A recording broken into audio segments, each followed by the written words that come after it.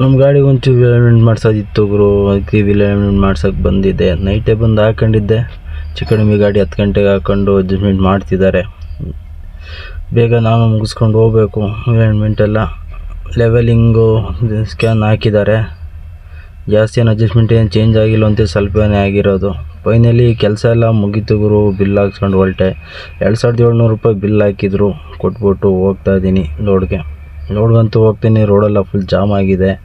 ಅಲ್ಲಿಂದ ಬಂದೆ ಗುರು. ಗಾಡಿ ಪಂಚರ್ ಅಂತೂ ಆಯಿತು. ಪಂಚರೆಲ್ಲ ಹಾಕ್ಸ್ಕೊಂಡು ಹಂಗೆ ಮತ್ತೆ ಲೋಡ್ ಮಾಡ್ಕೊಂಡು ಮತ್ತೆ ಹೊರಟೆ. ಟ್ರಾಫಿಕಲ್ಲಿ ಸಿಗಾಕೊಂಡೆ. ಟ್ರಾಫಿಕ್ ಅಂತೂ ಫುಲ್ ಆಗಿತ್ತು ಗುರು.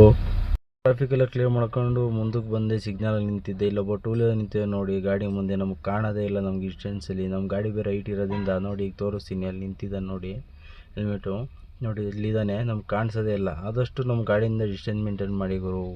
ಒಂದು ಹೊಸ ವಿಡಿಯೋ ಜೊತೆ ಎಲ್ಲರಿಗೂ ಸಿಗ್ತೀನಿ. ಎಲ್ಲರೂ ಫಾಲೋ ಮಾಡಿ, ಲೈಕ್ ಮಾಡಿ, ಆದಷ್ಟು ಶೇರ್ ಮಾಡಿ. ಮತ್ತು